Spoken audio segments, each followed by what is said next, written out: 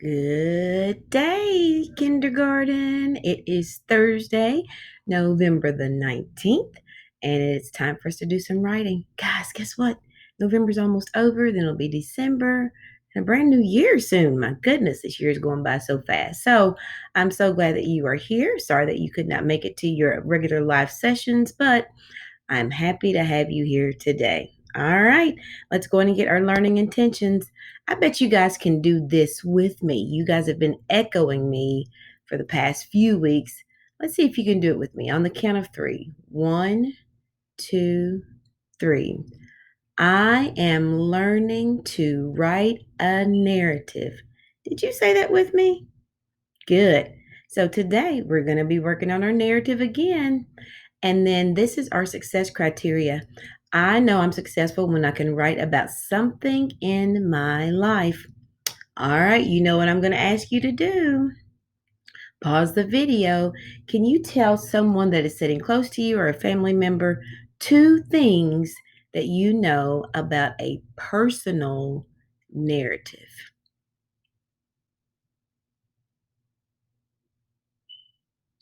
Okay, hopefully you paused. Two things that you may know about a personal narrative. I bet you guys have got this. Personal, it's about you. So something that's about you. And that something is a story about you. Okay? Did you say something about you? It's a story. And then that story, can it be in any order or does it have to be in a beginning, middle, and end order? If you said beginning, middle, end, you're exactly right. When we read a story, we're thinking about what the events are that happened in beginning, middle, and end. When you write a story or when you tell a story, you want to tell beginning, middle, and end. Okay? And then here's my favorite part. A personal narrative is when we zoom in and stretch out. Can you try that with me? We zoom in and stretch out. So we're going to zoom in on one small moment, not telling everything, but just one small moment. And we're going to stretch it out with some of those details. So I'm going to point to a part of my face and you tell me what sensory detail that I could have.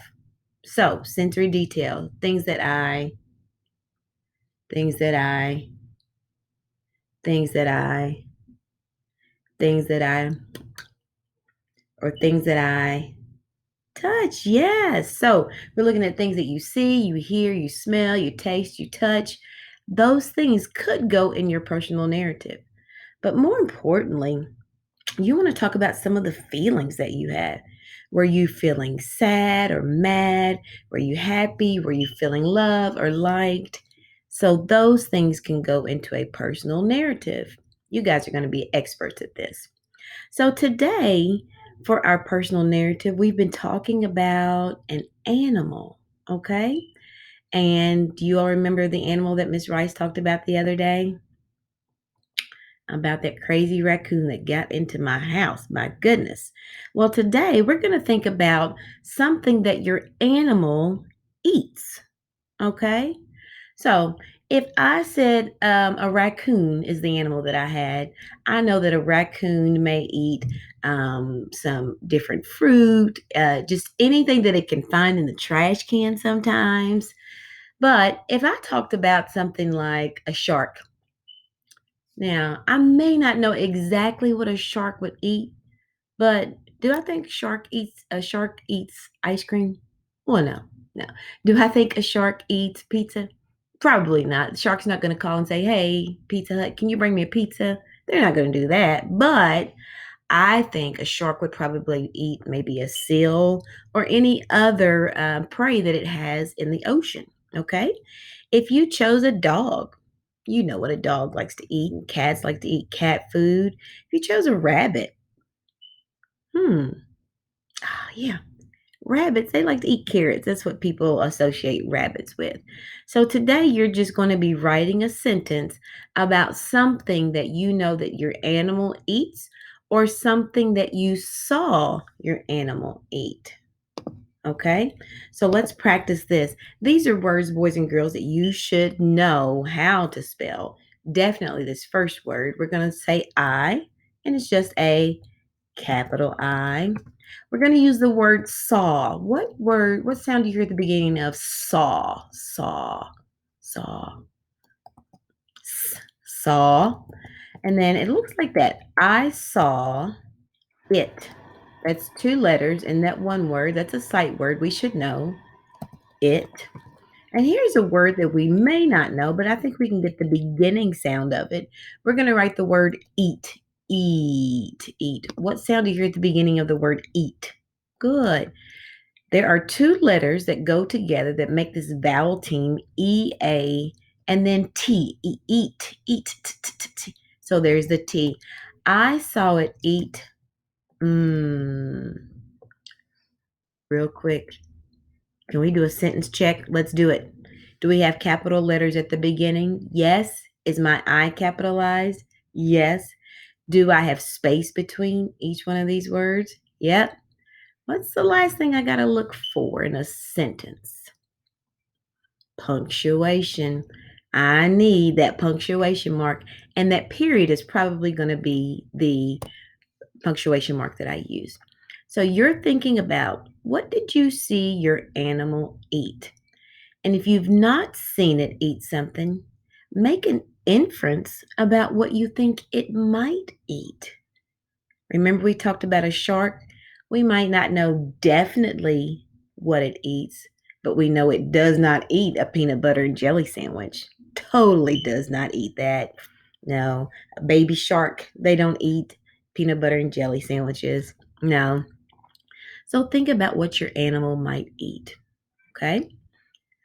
All right, we're going to look at our next part right here, and then I'm going to give you some of the words that you might put in there. So, food, we might see the word dog food. We might even see the word carrots. We might see the word banana, B-A-N-A-N-A, yeah. Let's see. Think about those sharks. It might eat a seal. Some animals like to eat apples, acorns. Yeah. What are some things that other animals like to eat? Maybe just grass. All right.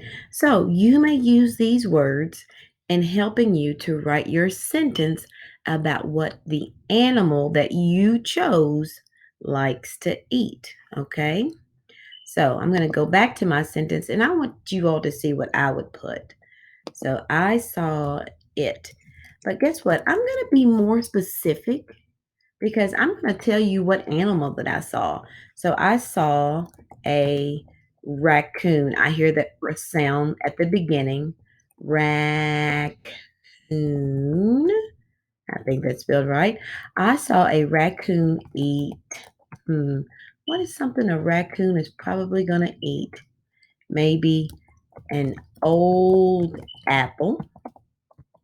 There we go. So there's my sentence about what I saw my animal eat. Remember, try to make an inference if you're not really for sure. Let's go back over our learning intentions and success criteria to make sure that we've got this, guys. I'm learning to write a narrative. Yes, we wrote one sentence today, and you know that you're successful when you can write about something in your life. All right, happy writing.